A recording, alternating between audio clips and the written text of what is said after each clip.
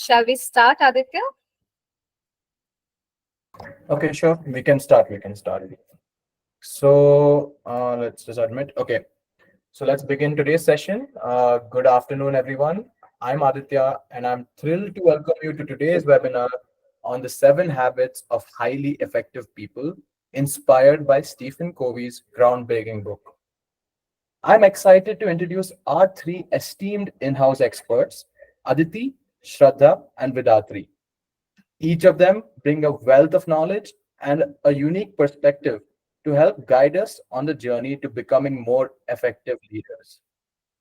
Today's session, today's session is an exciting opportunity to tap into their expertise and gain valuable insights into enhancing our leadership skills through Covey's timeless principles. During this webinar, you can expect to get practical advice on effortlessly integrating the 7 habits into your routine for maximum effectiveness. We also have a Q&A session at the end where you can engage with our experts to get personalized insights and answers to your specific questions, helping you apply these habits in your professional and personal life. Let's collectively embark on this journey towards enhanced leadership skills, greater effectiveness, and a more fulfilling professional life inspired by Stephen Covey's wisdom. You guys can go ahead. Thank you, Aditya. Thank you so much. And guys, welcome to the session. Today, we are actually going to be talking about 7 very simple habits, that can be picked up quite easily. And we'll explain the significance to you. We'll explain how to use this 7 habits practically in a manner that serves you in your personal life as well as your professional life. Okay.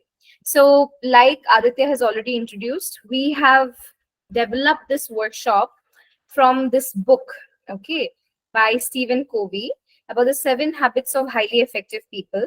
And the basic understanding is very simple. Okay, your life changes, you become an effective person when you change the way you look at yourself and the rest of the world. So today's habits are very much rooted in your internal locus of control, meaning that it depends on how you yourself are perceiving yourself and how you are going to work to make these habitual changes. Okay. Now, these habits are divided into 3 sections. We're diving right into it. The first 3 habits being proactive, beginning with the end in mind, and putting first things first, right? These 3 habits will help you work on yourself, who you are as a person, so that you become more effective. The next 3 habits, thinking win win, seeking to understand and then be understood, and synergizing whatever you've learned, these 3 habits will help you better become a more effective person in the workplace, in your professional life. And finally, the last habit, sharpening the saw, is to keep you with renewed energy. So, whatever habit you're going to pick up from here today, that last habit will help you maintain it. Okay. So, without further ado, we will be diving right into these habits. Now, before I go ahead, and before I start off with these habits, I want to understand from everybody present here, what do you guys think are good habits or effective habits that would make somebody an effective person or an effective worker? Floor is open, guys. Please tell me what you think. And if you want to use the chat box, please feel free to use the chat box. You don't have to, only speak up through the mic. I understand if somebody is more comfortable that way.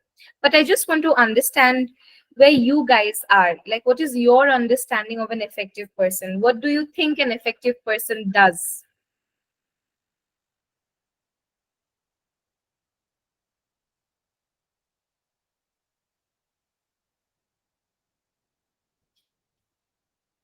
Anybody? Smart and specific. Yes. We, in fact, have a habit that will, reflect very much on what you've just said. Smart and specific. You will learn how to prioritize important things, and from those important things, more important things. So I definitely agree with you. Smart and specific. Anybody else? Great orator. Okay. A good attitude. Ambitious. Right. So all of these are qualities, right, guys? Being, ambitious and all of these things. So to reach there, to have these qualities, you will also need maintenance habits. habits that would, keep you that way, that will help you stay ambitious, that will, yes, help you manage your time. And today we are going to be looking at all of these habits that will help you become ambitious, a good orator, manage your time better. Okay, all of these desired qualities will be there if you're able to maintain these effective habits. So let's start right away. The first habit is being proactive, and I believe Aditi is going to lead us right into it. Please go ahead, Aditi.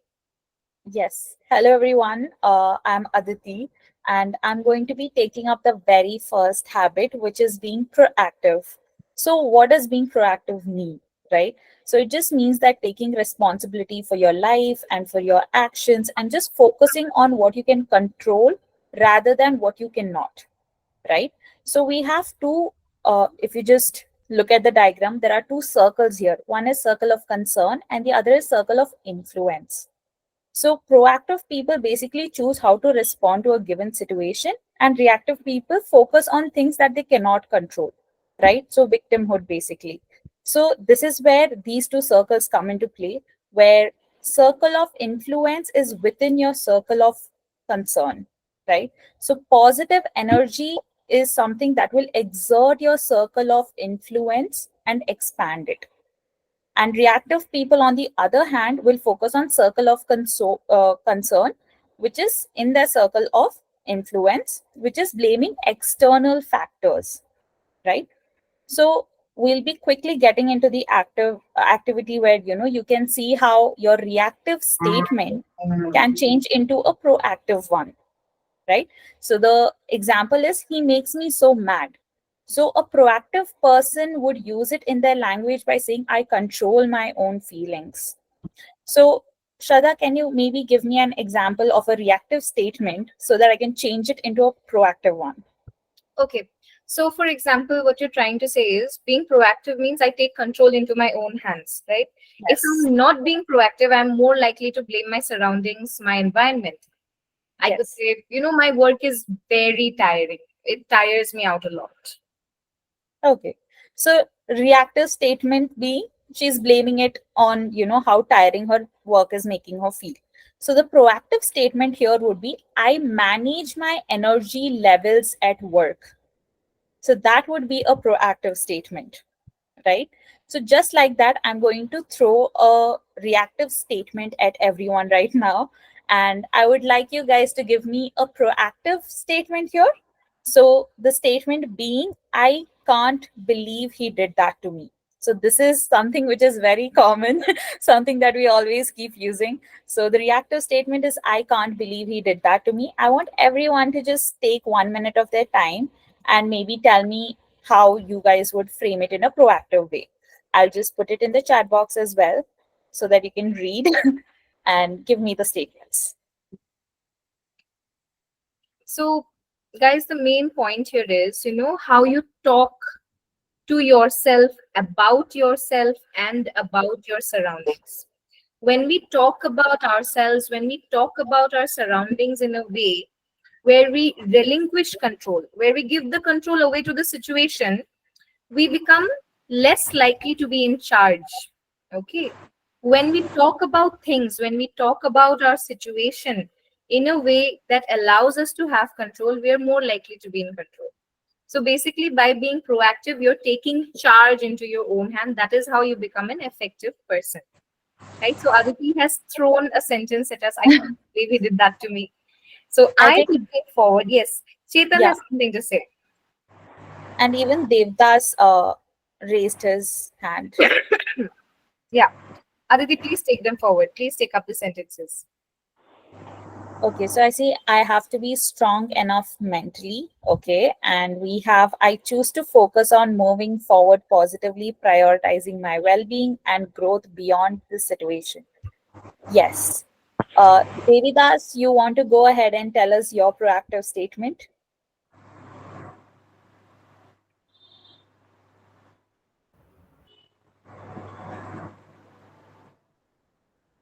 I think there's some trouble there. Okay, so let me just tell you. So, usually it would be, I can focus on how to handle the situation constructively rather than dwelling on it. So, this is something how it would sound, but Chetan and Ashraf, you guys are not wrong. You guys are also coming up with, like, proactive statements which can act as you guys being proactive rather than being reactive, right? We have whatever he did to me, I won't lose my peace of mind. Dhaval, I think we might want to change this a little bit because we are still concentrating on the person here. So we don't want to do that. So we're trying to move forward from it, right? So instead of saying whatever he did to me, I won't lose, maybe you can just cut that out and be like, okay, I won't dwell into the past or, onto this person's action, and I would like to move forward with it. So you're almost correct, but maybe you can cut out the first half of it. All right. The same way, very quickly, I will move forward to a reactive task and how you can change it into a proactive task, right? So I think that everybody has gotten a gist of how language works. Now we'll move on to the task aspect. So a reactive task can be dealing with unexpected crises as they arise, right?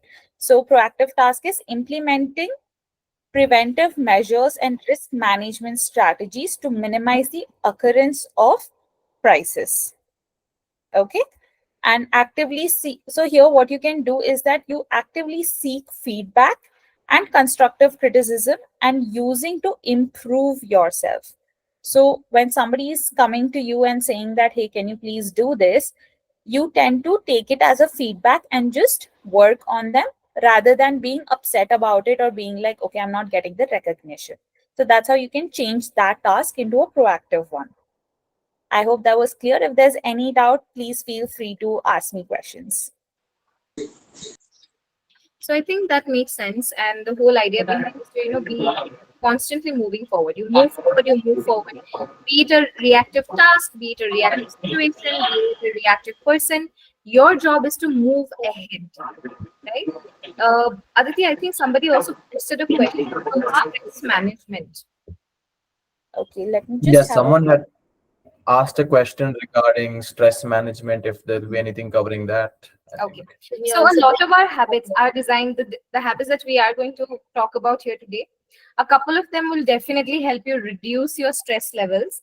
But if you're looking for very specific stress management, we have, other sessions as well that we've done in the past. You can find us on YouTube. All of our stress management sessions, stress management at your desk, stress management through journaling. You can find all of our videos on YouTube. Just go and search for Circle Health. Otherwise, sir, if you're looking for very personalized stress management session, please reach out to any of us. We will, of course, share details and we will have a one-on-one session with you. I hope that answers your question. Okay. Anything else to add, Aditi, before we move on? Nothing else. If anybody has questions, please let me know. We can take it up towards the end as well, so you can probably note it down. Over to you, Vidhi. Let's move on to the next habit. Actually, the next habit is Shraddha's. Then I can, yeah, Shraddha can go ahead. So, anyway, thank you for handing it over to me. And yes, we are moving on to the second habit. This habit is also one for private victory. Okay, meaning that you work on this habit in such a way that your improvement comes from within. Okay, you are working on yourself through this habit. Now, it says begin with the end in mind. Any guesses as to what it is? Begin with the end in mind. Any guesses at all? What do you think this could be?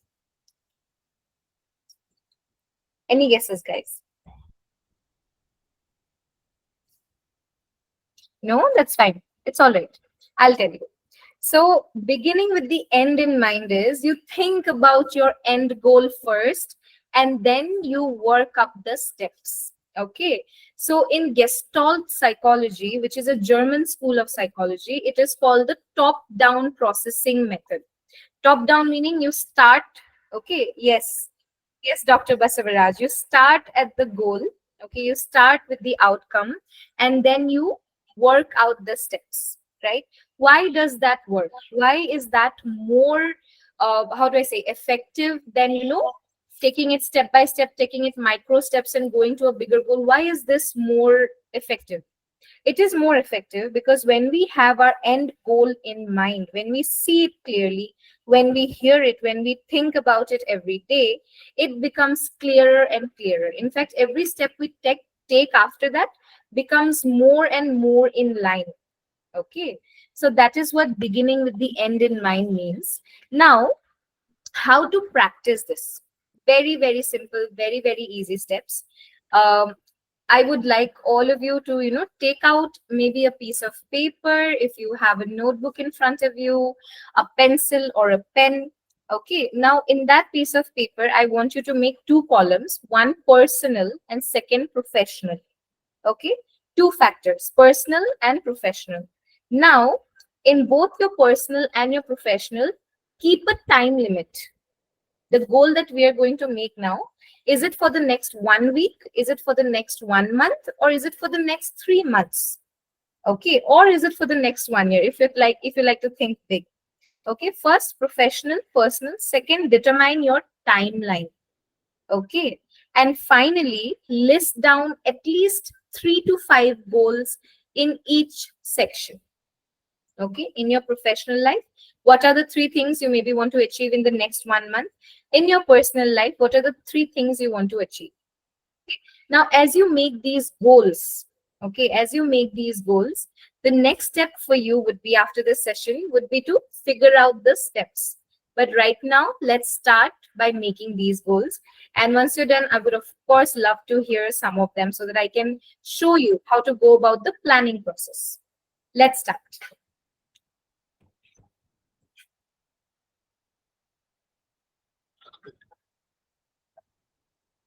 Think about, and when you're making these goals, think about the things that motivate you.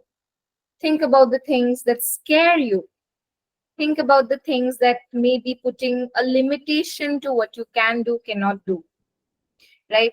Think also about the things that would be impactful for you in terms of a career growth, in terms of your personal growth. Okay, so these are a couple of pointers for you while you are making these goals. I personally like to include one thing that scares me, other things that help me feel better about myself, because balance is very important.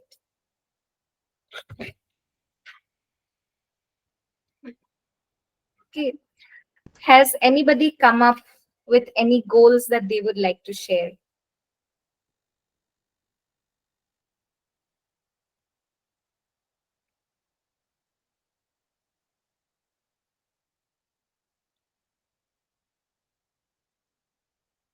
Career growth. Okay, now to help you there, Prabhat, to help you with that career growth, it sounds a little vague, right?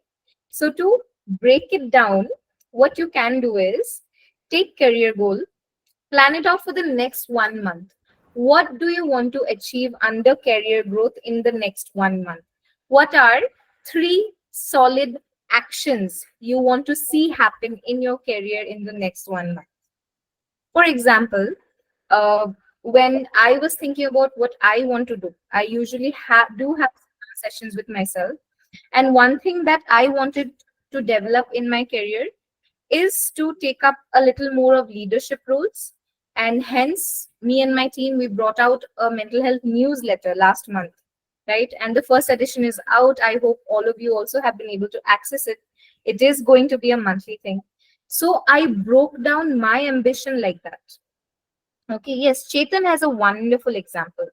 He says increase duration of exercise from 15 minutes to 30 minutes. Excellent. So you see how the goal is realistic, right? How the goal is also very tangible. You can see it. You'll be able to measure it. Chetan, you would also have to write down in how much time. Is it for in the next 1 month? Is it for the next 1 week? That would make your goal even clearer.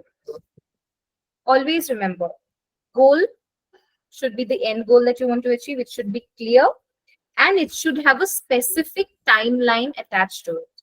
Yes, Chetan has solved the problem. So Chetan says increase duration of exercise from 15 to 30 minutes in the next 1 month. That becomes a solid goal that you can pick up at any point. Okay. So my request to you would be, whenever you make these goals, keep it somewhere visible, right? So today you've made this goal. It's 14th of May. Till the 14th of June, this habit or this goal stays right in front of you, somewhere where you can see it and track it. Okay. So just like the first habit where you are proactive, where you take things in stride, where you are moving on from anything that is holding you back, you move on to the second habit where you make goals and you plan out the steps. Okay. So I hope the second habit is clear. If there are no questions, we'll move on to the third habit.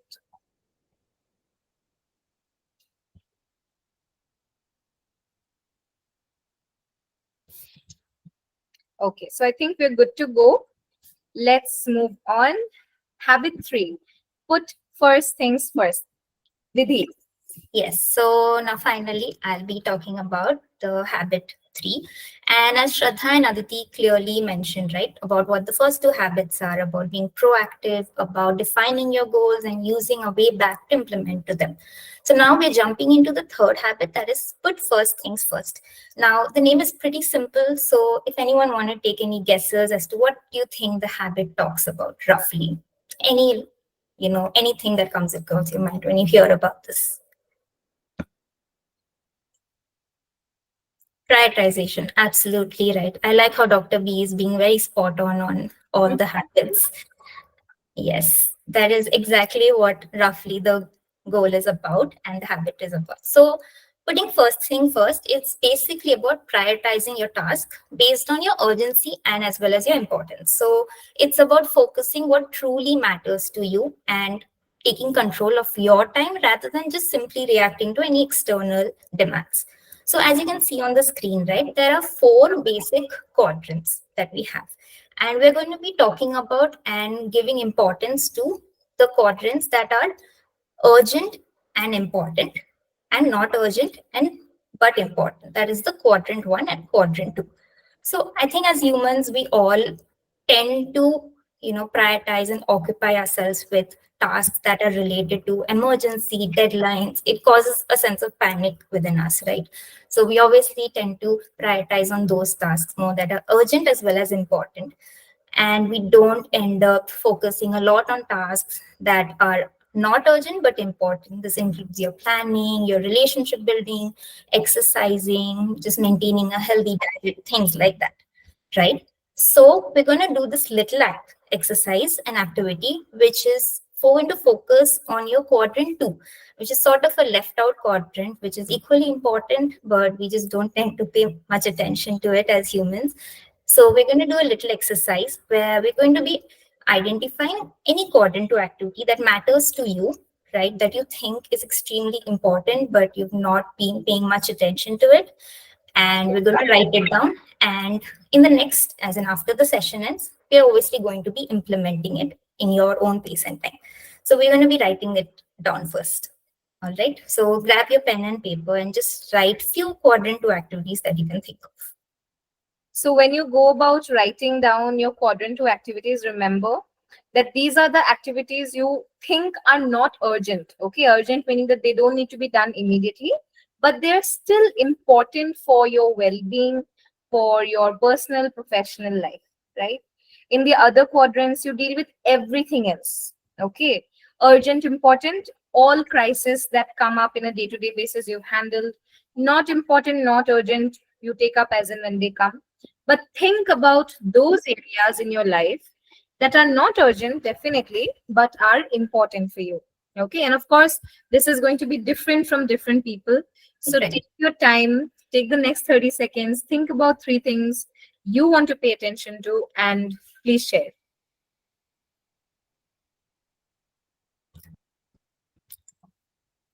So I have 2, 3 things that I have been neglecting for the past few weeks, and I know they are extremely important, but for various reasons, I've been sort of neglecting them, and I know they fit into quadrant 2. So I have few ready. So I would definitely like to know from all of you, what are certain things that you've been neglecting and what is something you want to implement in the following few weeks. So if anyone already has anything on top of their mind, you can just say it on the chat, or you can just unmute and mention it as well.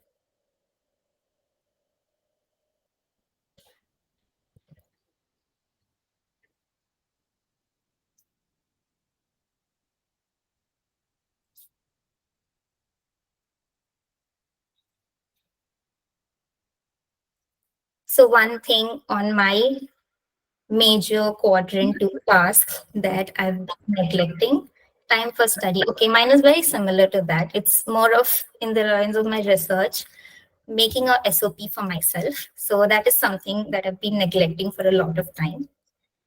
Okay, Vasudha said re-beginning the habit of reading and physical activity. That's nice. That also ties down to the last habit as well. That definitely ties down to the last habit. So that is something you can, you know, merge in as well. I definitely agree with Prabhat. Time for study. I know I have to study, and for some reason, I'm not able to. If Yeah. I'm being absolutely honest, I've just not, because it's not urgent, I haven't picked it up. Right? So, Knowledge and gaining. yeah. Okay, Neeraj said knowledge and gaining. I think studying is something that just everyone has just been neglecting. It's a common vibe and answer that I'm getting. And of course, I mean, it makes Yeah, sense, right? that's Because it's not something that you solve immediately. true. Right? We True. tend to ignore it. But yeah, definitely. That's a very, very accurate representation of the second quadrant. Yes, I like how all of you are apt with your answers, and I think it's completely fits into the quadrant two, right? Where you want to sort of engage in that activity and the task, but for some reason there has been a neglect. So maybe in the coming weeks you could slowly pick up. We also have personalized session where we can, talk about productive strategy as how you can apply the quadrant two task, right? And as a little takeaway as well, a little homework in the coming weeks, maybe estimate how much time you sort of spend in each of the quadrant. That's 1, 2, 3, 4, and log in your time. Just make a rough assumption how much time you would take. And now compare yourself and how accurate your estimation is to how much time you actually spend in each of the quadrant, particularly in your quadrant two task, so that you also know on a daily and a weekly basis how much time you're spending on each of the activities that call for urgent and importance, right? So that's what Time happens. tracking, I think time tracking would be excellent. Right, It's the excellent way to see how much time you're actually giving to things that matter to you. Right? right. So in private victory, not only are you changing the way you talk to yourself, not only are you, prioritizing things, not only are you making goals, you're also doing things that are important for you. Okay, you're doing things that are important for your well-being, and you're tracking how much time you're doing it. Mm. Okay, so I think that's wonderful, Vidhi. Anything else to add before we move on? No, I think that's basically sums up what putting first things first is. And if you guys have any other questions, obviously we will have a quick Q&A at the end. So you can just talk about and ask about the particular habit as well. So that's really what sums it up. We can move on to the next habit. Okay, perfect. All right. So, guys, up until now, we were talking about, habits for private victory, things you do alone for your betterment, for your growth and development. Now, we are going to talk about the habits that will make you a star in the public space as well.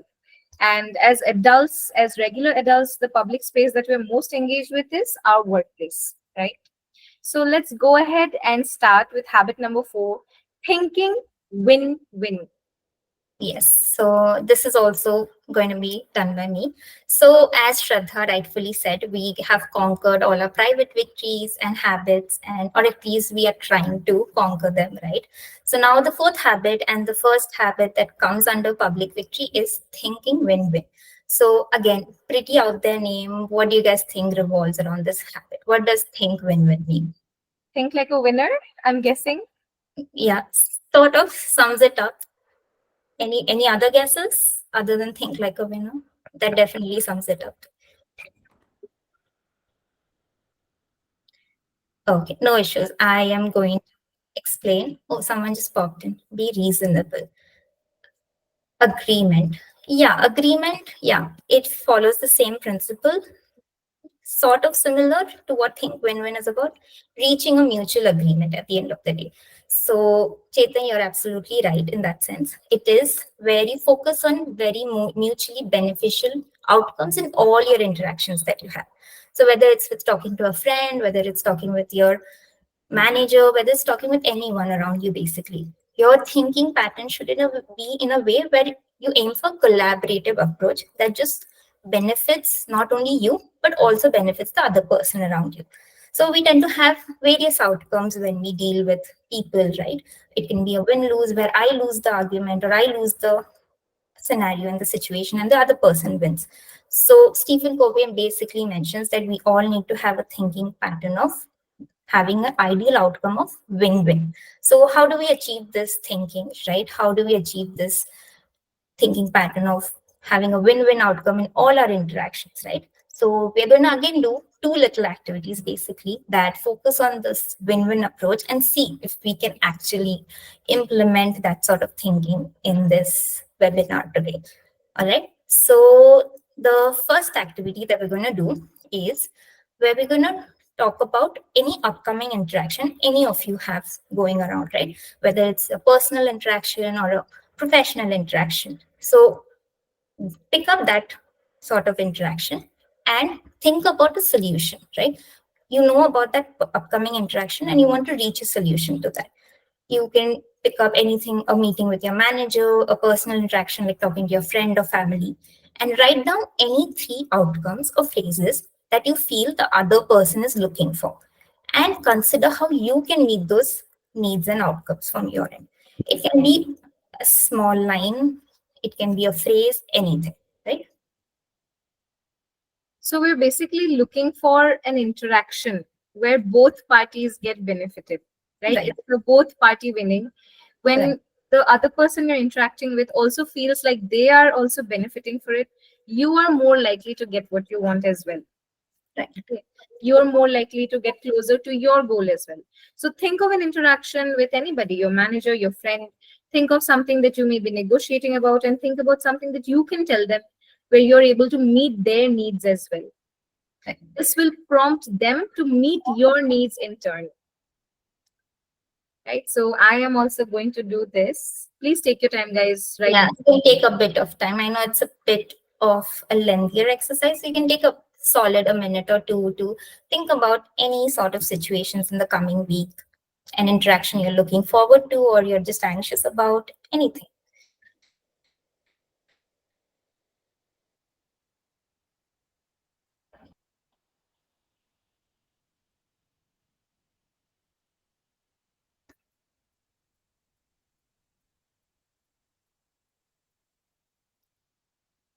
And if anyone is done or have thought about it a bit beforehand, you can just straight away start texting on the chat, putting up, unmuting yourselves, and you can just let me know.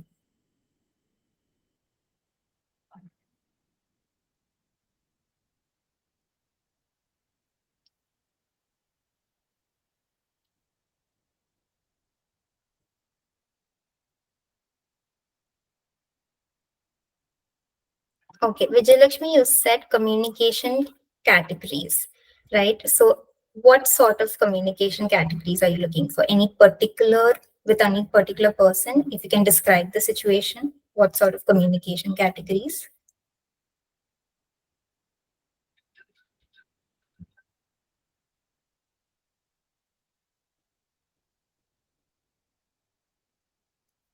When dealing with the customer, all right.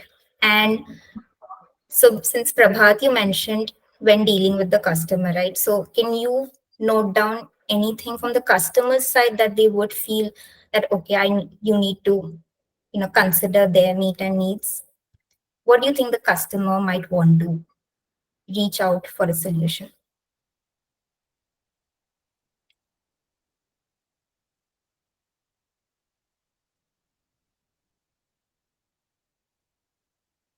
Ranjit, you're mentioning about how in like professional communication and dealing with technical escalation, please speak on this.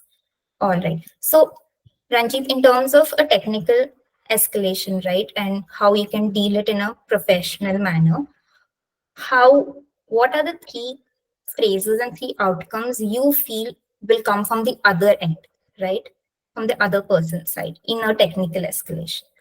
And based on that, we can obviously have a talk as to how you can meet those needs.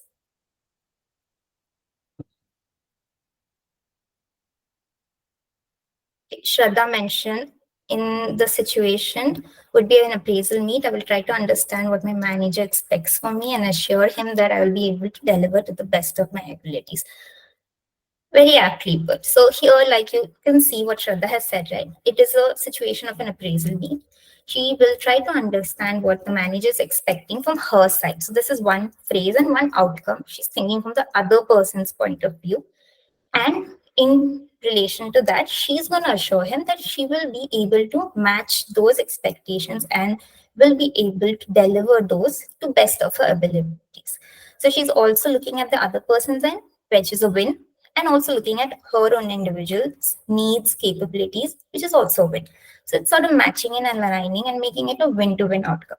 So similarly, Ranjit, when you talked about your technical escalation, how you can deal with it in a professional manner, right? You need to find out three phrases or even one particular outcome that you expect will happen from the other end, so that there is a win and you are also matching your professional abilities and communication to that person's needs and outcomes. So it becomes a win-win. And Ranjit, like Shraddha earlier said as well, to get a more personalized input in terms of speaking in a professional way, how to escalating and managing conflicts in a workplace, you can always book a session with any of us and we will provide you that input on an individual spectrum as well. Right. So Afro said about how discussing about a month's leave with your boss, hesitant to start a conversation, don't know how to approach. How do I start?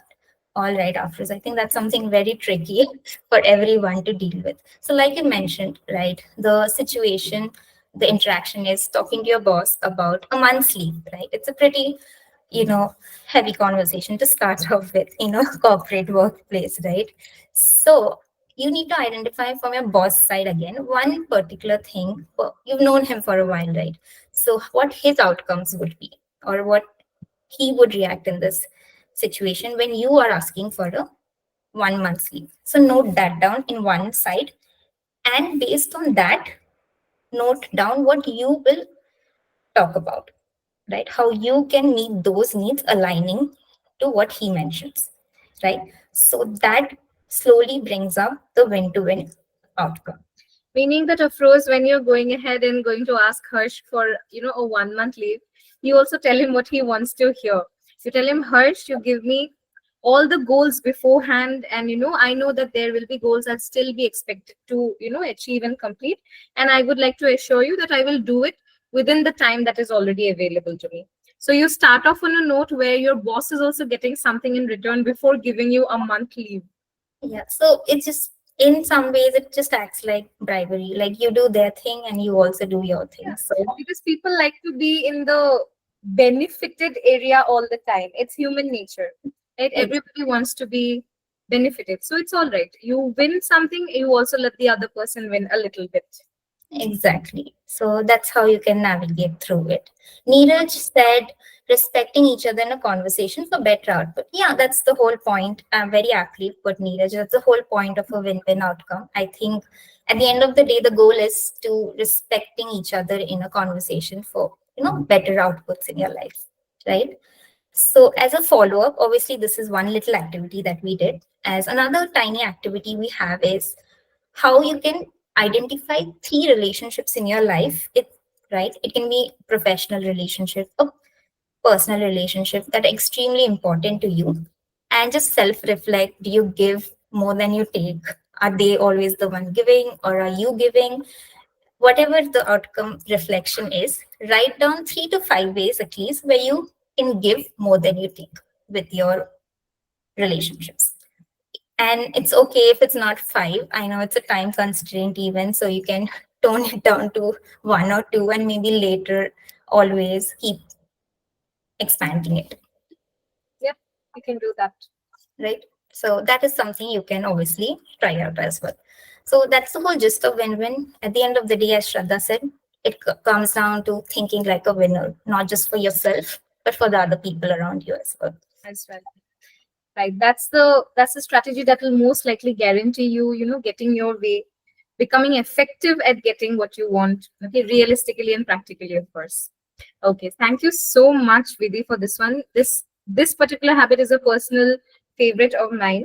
Oh, interesting to know. Yep. So let's move on, guys, since we are rather, short on time. The next habit that we're picking up for public victory is seeking first to understand and then to be understood. Over to you, Aditi. Yes, so our next habit is seeking first to understand the other person and then being understood. So, does anyone have an idea how you can just, in a very basic manner, summarize this saying? Ki, what could it be? Anyone who has any idea?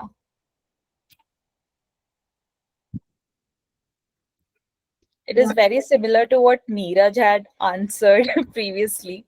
So, yes.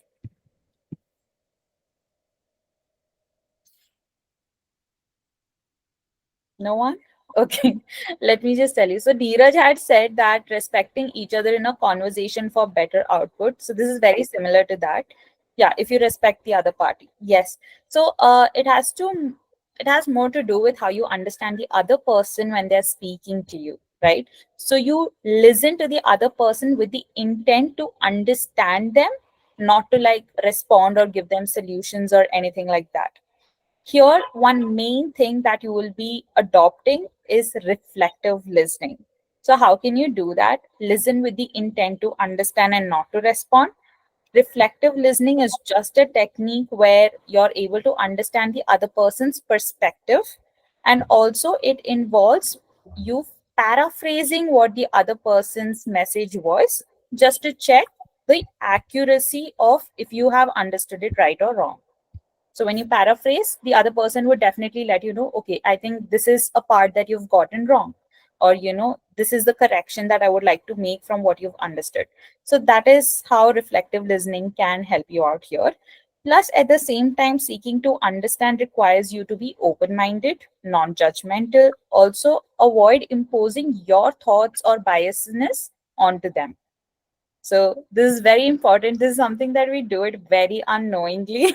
So yes, reflective listening is definitely a skill that we would want to acquire, right? So moving to the practice, how we can do this is, so I'll be just throwing a statement here, and I want everybody to tell me your presentation through reflective listening and how are you going to be understanding towards this person, right? So I'll be putting this up in the chat box as well. The statement is, I've received feedback from clients about delays in responding to their inquiries. Before we discuss how to fix that, I'd like to understand if there are any obstacles hindering your ability to do so. Let's say your manager or somebody who's at a higher up, is coming and telling you this. How are you going to take this up? Are you going to listen to them? Are you going to lash out? Or what is the emotion that's going to come up, and how are you going to understand this particular thing? Okay. So Before we do that, I just want you guys to also focus on this thing that the manager or whoever has said this to you is already using a little bit of reflective listening, understanding, right? Instead of jumping at you and thinking, "Hey, bro, what's up? Why am I getting escalations?" He says, "I want to understand if you're facing any obstacles." So that itself is your first clue. And yes, Aditi, please go ahead and ask our audience for responses. yes. So I've shared the entire verbatim in the chat box. So you guys can look at it and take your time to, come up with how you're going to reflectively listen to this person saying the same thing. And also just trying to understand their point of view and where they're coming from. And what problems are they facing when they're coming to you with this particular thing. So it cannot be easy for them as well. So trying to understand them here, and just let me know how would you take it if you were practicing reflective listening here. Would you be okay with it? Would you not be okay? Because somebody is just coming and asking you, why are you not working properly, right? So, yes, what would you guys say? You guys can take a minute, think about it, and just put the answers in the chat box, or even unmute yourself, raise your hands. Anything works. But yeah, I mean, it does not have to be a detailed one. You can just give me like a statement or two how you could practice reflective listening here.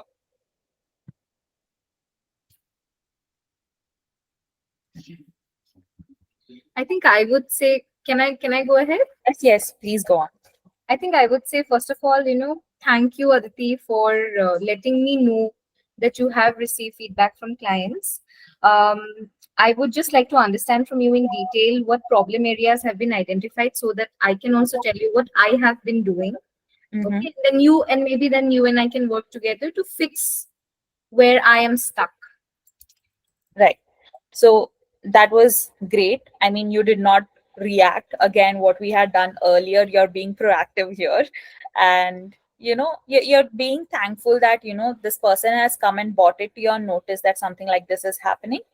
And you're trying to understand this person also, asking for the input so that you can also make the necessary changes, which is great. Vasudha says it's better to understand the problem in depth and collectively work on strategy to improve. Yes, great, Vasudha. So again, you're trying to take it as a feedback and, as a constructive criticism where you are willing to work towards it rather than react or be like, oh, it's all false, yeah, your client is just bluffing around, or just coming up with reasons. So I feel like this is a good way to take it. I mean, you're being very open to this conversation, which is amazing. Anybody else who has any more reflective listening abilities that you guys must have opted here? I definitely liked what Vasudha has written. Let's collectively work on the strategy to improve. That always works. Yes. So you're doing a teamwork here. It's a collaborative thing. Absolutely. Anybody else, guys? Anybody else wants to share what they would be saying, what you could say differently, maybe compared to what Vasudha and I have already shared? Is there anyone who's already been practicing reflective listening or been using these techniques when they're dealing with day-to-day office conversations with their managers or colleagues or anyone like that? I think I try to, but it's not always. It doesn't always reach the outcome. But I think I try to inculcate it on a day-to-day basis as much as I can. That's great. I feel like that the problem must be the other person is not opting for the reflective listening technique. See, So, I am going to be proactive. Remember the first oh yeah, habit and not blame it on others. Yeah, I that's actually, the all this side, I face this problem on a day-to-day basis. So right. basically, my role is a customer success, chief customer success. So most of the time when I approach to client come up with a number of things. So I think Yes. a few things are in the form of a feedback, few are in the form of a escalation. So these Right, things are right. not doing right. And in lieu of that, my situation is a bit difficult because I have to convey the same problem to my teams, different Yes. functions, and get the work done. And I have to also check their ability to listen and respond to the problem, and accordingly I have to respond to the customer. So in this case, usually I adopt one method where whenever I go into the discussion, first of all I take my notebook and pen, and Mhm. I'm in a completely in a listening mode, and whatever clients is giving in client giving the information, I'm noting it down. Okay. So first of all I ask client, so here I'm completely with you. I would like to listen it from you, what exactly the ground level problem, and it would Right. be a better if you give me one use case for each and every problem. Nice. After that I don't commit anything to the client. First of all, I candidly tell him that uh, these three problems can be solved or can be fixed at our level, but these are the two or three problems, these are new for us, and probably we need to further delve into the other aspects of the issues, and this is because these Right. are not currently in our routine framework of the working. Okay. Yes. And the last two are something where we need to actually go back to my teams, and I have to make the fundamental changes into the my process, and it would take some time, and probably maybe one or more two things are there, those can't be handled because every process as well as system has have some inherent limitations. So in that way, I address his out of 10 eight issues, and after that I politely respond to the remaining two issues. Those are not currently possible in the given Right. framework. So this method I adapt usually. Okay. So I think Dhaval, the approach that you're opting for is really nice. I like how you have a notebook and a pen ready because you tend to forget. So that shows your commitment towards this task itself. Plus, when you tell me that you're giving them a very realistic answer, you're not committing anything to them right away or giving them any false hopes. So that is again a very good thing where you're being a reflective listener here, and you are also making those changes, and you're being very realistic towards how you're going to take them up, and by when can you deliver it, and how are the changes going to happen. So the other person is in full clarity here, and they know how things are going to proceed. So I feel like the approach that I feel like you're practicing it, and I feel like what you're doing is absolutely right. I feel like the approach is very good. And there is one more dimension. Sometimes I know that this problem exists, and I have to convey it to my other teams. In that case, usually uh, I start conversation with the word that this is the feedback from the client, but I am here not to pinpoint this particular thing to you guys. But here I would like to understand what exactly the challenge, and Right.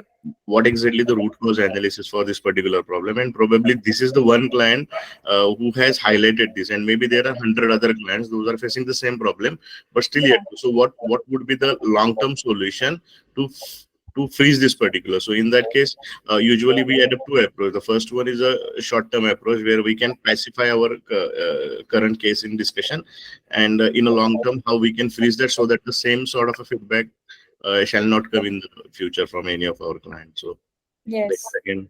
So how does your team usually take that up? I think it's very similar to the question that I had given when you're going with the feedback. So how are your colleagues basically taking it up when you highlight it?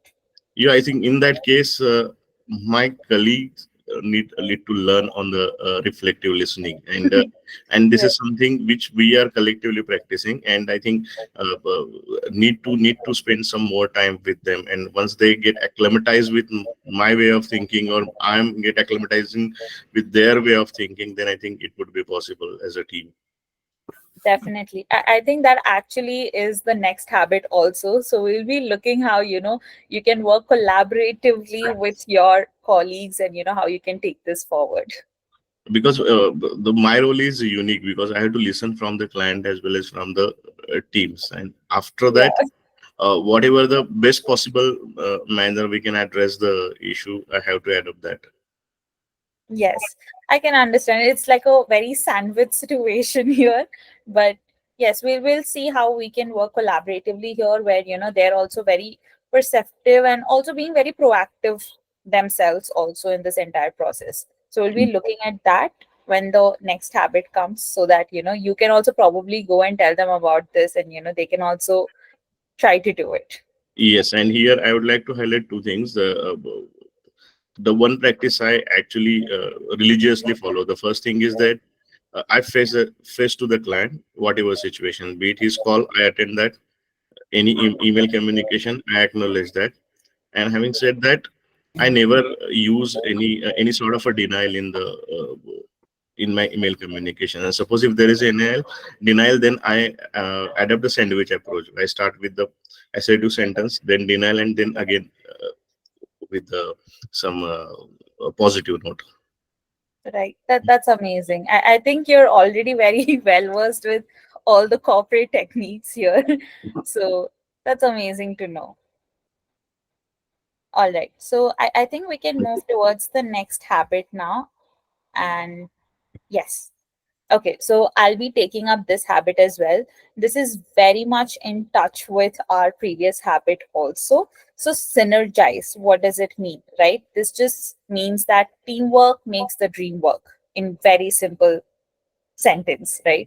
So, this habit is all about power of collaboration, and also how you can work collaboratively with others to achieve goals and create outcomes which are more effective while you're working with them, right?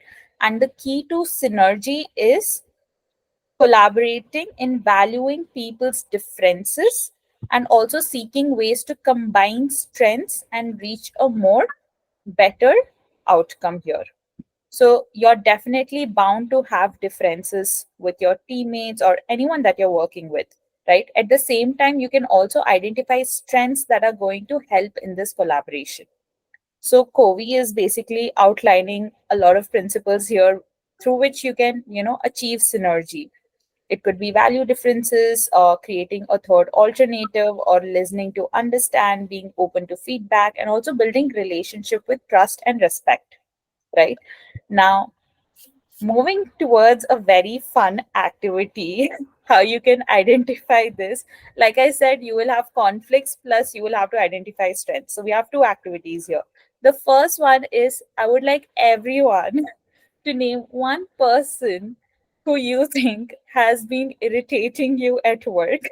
I mean, you can use anything like You can use uncomfortable. acronyms, guys. No full names. You can use acronyms.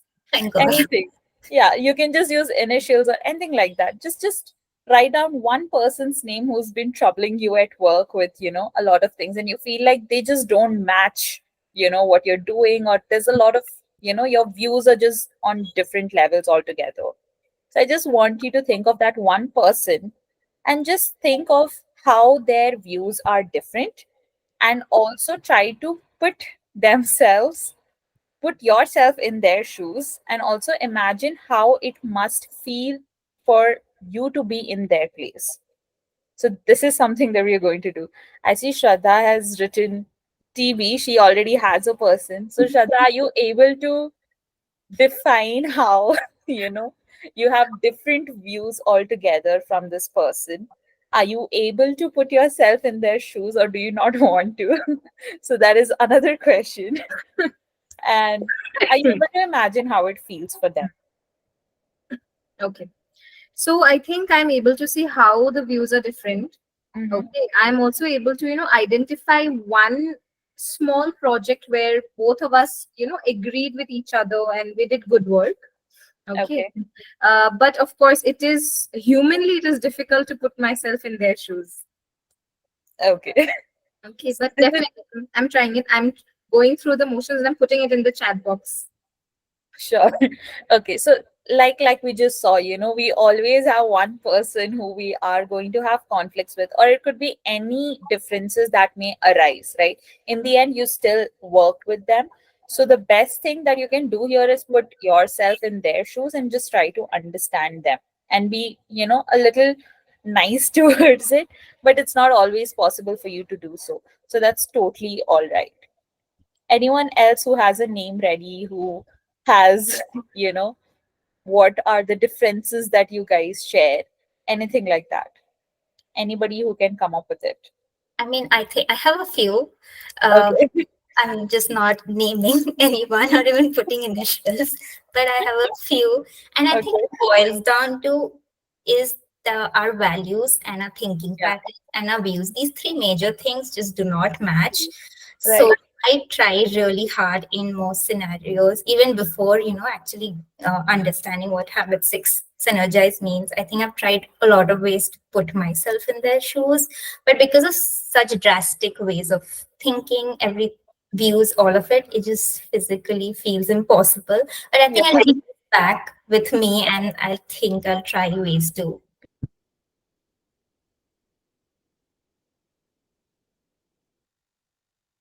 Okay. So I think, a lot of people, I think we have tend to put them in the list for a reason, because we are not able to put ourselves in their shoes, right? So this will actually bring us to our next activity, which is you will be making a list of people with whom you actually get along well with, right? It could be a few colleagues or anything like that. And again, we're going to look at the same thing, how their views are different from yours. And also, you just write down when was the time when you had like excellent teamwork with this person? When was there a synergy? And what conditions were met for you to have that synergy or the work collaboration to happen, right? So you're going to recreate those conditions again when you feel like this has already happened and this is what worked out for us. And the reason why this is related to the first one is that, like I said, there are always going to be strengths that you will be sharing. And if you can just, allot the work or divide the work amongst yourself depending on your strengths, then I think the synergy can be formed that way. So this brings to our next activity, which is writing down a person's name who you think your collaboration works very well. May I? Yes. Okay, so this is definitely a happier exercise. And, the first person that comes to my mind when I think about somebody, who has vastly different views, but with whom I get along is, of course, my immediate manager, right? So wonderful human being, guys. But when we started out, so I was the first psychologist on the team, right? So I had to essentially work with a lot of different people to bring the mental health department into being. So that was the time when there was a lot of difference in opinion, from working styles to working hours to, what works, what doesn't work. Ultimately, what worked for my boss and me is that we had a common goal, right? We want the same thing.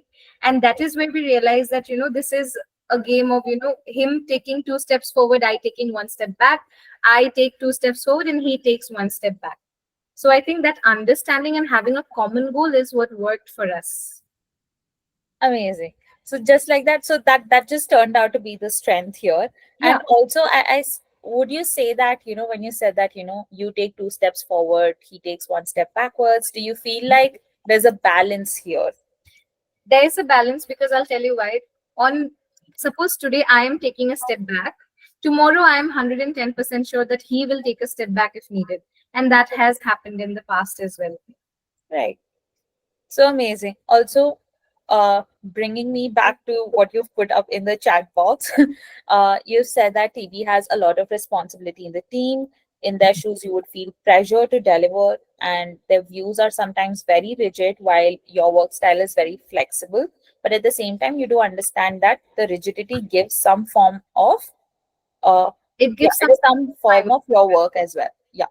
So I see that you've tried to put yourself in their shoes and you are able to understand where they're coming from. But at the same time, you do realize that these differences are going to exist, and you're trying to make it work simultaneously. Right? So that is great.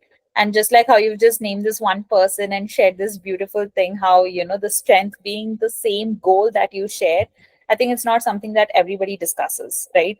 So I think that's amazing. Anybody else who has a person with whom they get along well with, and what has helped them in working collaboratively or having that synergy in them?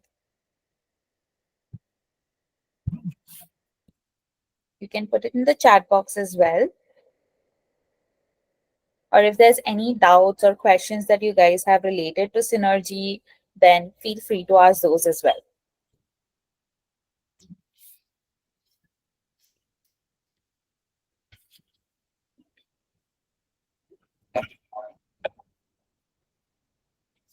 All right. anybody, guys. If not, we will move on to our very last habit.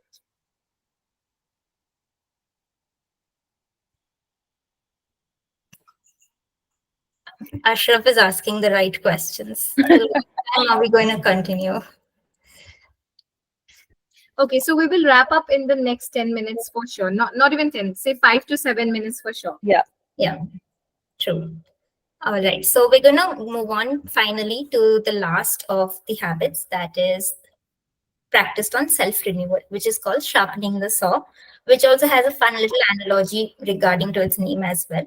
So sharpening the saw is nothing but it emphasizes at the end of the day, after doing all of it, right? You are the instrument of your life and you need regular maintenance, improvement, nourishment to sort of function at your best. Think of it as you being a tiny sapling growing with sunlight and water to grow into a full-fledged plant or a tree, right? So that's exactly what sharpening the saw is about, where you imagine yourself as a saw, and to sort of cut through wood efficiently, you need to be sharp, right? So similarly, to be very effective in your life, you need all the care, nourishment, physically, mentally, spiritually, and emotionally to take care of yourself to reach the maximum level of energy, right? So basically, you need to eat healthy, you need to exercise regularly, get enough sleep, which are three basic requirements which we all tend to give a pass for, right? So this is comes under your physical renewal, right? It gives you energy, it's crucial for your physical well-being. Then we have your mental renewal, which is nothing but engaging yourself in reading, learning new things, doing any hobbies that are intellectually challenging, right? And then comes your emotional social, right? We all are social beings at the end of the day, right? In regards to our personality, we always need certain nurturing relationships. We need few people around us. We need to maintain those healthy relationships, practice empathy with the people around us, as well as indulge in effective communication for overall emotional and social well-being.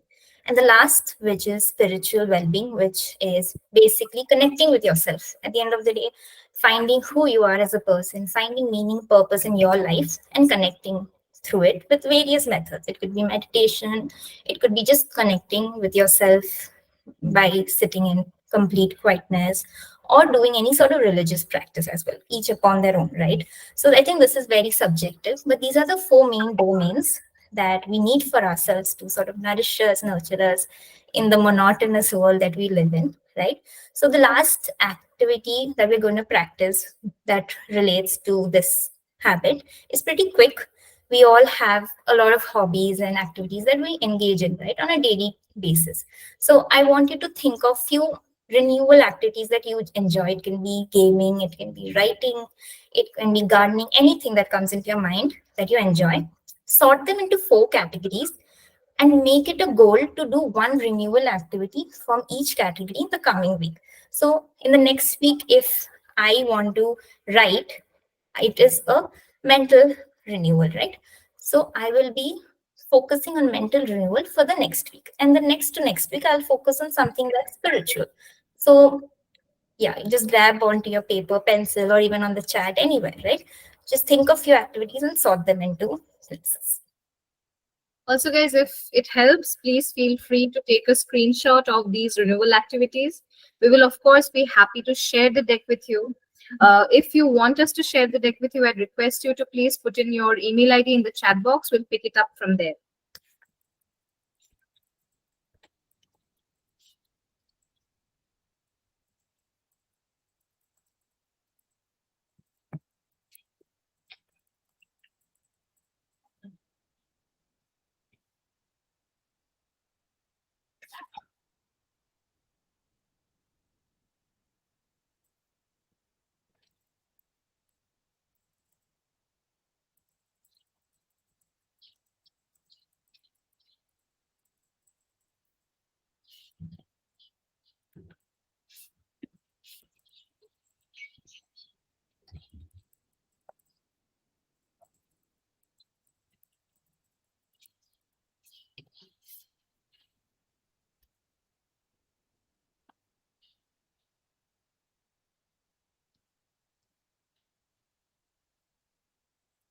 If anyone's done with each of the activities, definitely let me know. And I'll also be noting down from what you can mention so that I can steal it for myself as well and maybe practice them. So yeah, I think I have one each for now. So in the coming weeks, I'll keep on adding as I go. So can I go ahead? Yes, please, Shraddha, go ahead. So since I'm visiting my family in a very lush green part of Assam, so physical renewal for me since I've arrived has been taking a long drive in the evening with my brother. That's absolutely refreshing for me. I look forward to it. For my mental renewal, I've just started reading. I'm in fact reading a book by Gabriel Garcia Marquez, focusing on that. Also watched Baby Reindeer recently. For spiritual renewal, I journal very regularly, and I have been doing that for quite some time, and I continue doing that. In the space of social and emotional renewal, I think just being around my family has been very, very helpful. Right. That's lovely. Very structured and planned out renewals for the upcoming weeks, right? So that's really nice to know. Anyone else? I can also go ahead with few. I mean, I have them sorted. So if you can put it on the chat as well, that's also okay. So something I'm looking forward in terms of physical renewal, that would be staying hydrated. I have a really bad tendency to not drink water. So I think that is something I'm going to be focusing on more, as well as staying hydrated. Mental renewal, I think I practice occasionally time to time, but my priority right now is just reading books. I think that's something I've been doing for a while, but just a bit more focus on reading books. Spiritual renewal is something I am not really keen on, and I've always been pushing them in the back. So I think my spiritual renewal would be silence and just practicing gratitude. More on the silence part, I just want to stay quiet and be in utmost silence. And the last social emotional renewal would just be, you know, hanging out with friends more often. I think I, from time to time, distance myself with people. So I think that is something I would like to do in the upcoming weeks. So yeah, these are the four little activities I have in mind. Okay.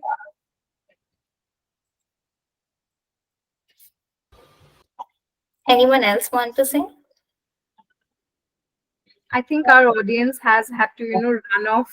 Yeah, it's okay. I understand. It was a lengthy session. So since you've already screenshotted it and we'll be sending this out as well, you can just keep this as a takeaway homework as well. All right? That's it. So I think, of course, if we had a lot of time, it would be great. But I also believe that we took this time because a lot of people were sharing, a lot of people were talking, right? So I believe it's a success either way. So the prime takeaways, right, from this is that these habits work because the control is in your hands. You decide how you want to look at yourself, your situations, how you want to interact with people, how you make goals. So you're not giving away this control to any external motivation at all. It's in your hands. Okay, so you're more in control. Second, they're of course designed to help you master both your private and your public life. And with dedicated practice, you do become a highly effective individual. And this highly effective individual tag, right? So it's different from different people. So, of course, what I mean to say is no comparison, but check where you are today, adopt a couple of these habits, whichever you want to take up, and then see where you are in a month's time or in 3 months' time. That's all I would say. And either ways, I'm very thankful to both Aditya and Vidhi, of course, for doing this with me, to Aditya for helping out with everything that goes on in the background, and the audience today for staying, for participating, and for also telling us to give you the deck and the information so that you can take away. Right? Thank you so much. Over to you, Vidya and Aditi, for any closing comments. Yeah, sorry to interrupt, but one more expectation. So suppose if we find out some issues, Mhm. any problem in terms of going forward with any of this, maybe from the understanding per se or from the execution per se. So would it be possible for you to get in touch with any of three of us, so that three of you, so that we get that personalized? Absolutely, absolutely. So, Dhaval, I'll tell you how to pick that up, right? Do you know who your care manager is? Yeah. Okay. So, may I please know who your care manager is? So I'm directly reporting to Sandeep Agarwal. No, no. I mean, from the Circle Health team, is there somebody who is assigned to you to take care of all of your consults? No. I'm not aware about that. Okay. So, Dhaval, I'll help you out with this. Right after this call, right, I will check who your care manager is, the dedicated person who takes care of your journey, and I'll ask them to drop a text. So, at any time, if you're implementing these, you're finding it difficult, you're finding any question, anything at all you have to do is send a text or a call to your care manager, and she will arrange a session for you right away. Thank you so much. Because coincidentally, I'm actually reading this book in the Oh, in the same day. So I think it's very helpful for me. So Oh. definitely, I'm going. Okay, wonderful, wonderful. That's really, really nice to hear. Thank you so much. Thank you. All right. Vidhi, Aditi, anything to share before we close? no, I think you've explained it, concluded it pretty well. So yeah, anything that you've learned from this, any sort of takeaway you all had, I think you can always just, if you want a more personalized session, you can always just book it away and we can delve more into these habits and how it can align with other areas as well, right? And I just want to point out Ranjit is being very empathetic. He mentioned on the text that even you people also want to take a cup of tea now. And I thought that's very empathetic, and it's true. We will have a cup of coffee tea. I think I have pretty much the same things to say as Shraddha and Vidhi. I'm just really happy that you all had a great time, and I see how interactive you guys were, and it was just really nice having this session, and hopefully we get to see you guys soon again. Thank you. Thank you so much, guys. Thank you for your time today. Thank you so much. Thank you. Thank you. Thank you so much. Also, we want to give a thank you to all three of you. It was such a great session.